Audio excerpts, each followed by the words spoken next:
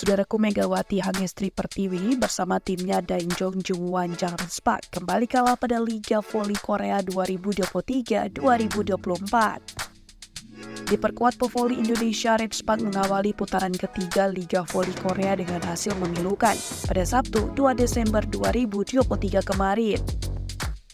Bagaimana tidak, tim besutan Ko Hee-jin tersebut tumbang secara dramatis di tangan Hwaseong IBK Altos di kandang sendiri. Daejeon Jungwoo Gymnasium Korea Selatan menjadi saksi IBK Altos menghancurkan Redspak dalam laga ketat selama 5 set. Kemenangan 2-0 yang sudah didapat Megawati dan kolega mendadak buyar dengan perlawanan intensif dari anak asuh Kim Hwa-kyu. IBK Altos membalikan keadaan 3 set berikutnya guna mengalahkan Redspak dengan skor akhir 3-2, yaitu dengan poin 14-25, 17-25, 25-19, 25-18, dan 15-11.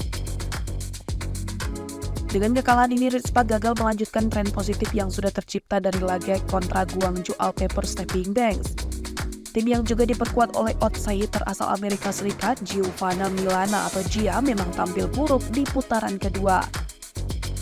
Mereka kalah menorehkan 5 set kekalahan dan hanya 1 kali kemenangan yang didapat dari All-Paper Stepping Banks di akhir putaran kedua. Dalam pertandingan melawan IBK Altos sendiri, duet Megawati atau Gia masih menjadi tumpuan Redspak dalam mendulang angka. Duo berjuluk menara kembar Redspak tersebut menorehkan total 52 poin selama 5 set menghadapi IBK Altos. Pemain asal Jember, Jawa Timur itu keluar sebagai pendulang poin terbanyak melalui raihan 33 angka. Sedangkan Gia menjalani laga ini dengan membukukan total 19 poin dengan tingkat keberhasilan serangan mencapai 32%. Tak ayal dengan kinerja Megawati dan Gia tersebut, Ko Hee-jin masih menjadi tidak percaya timnya harus kembali menelan kekalahan.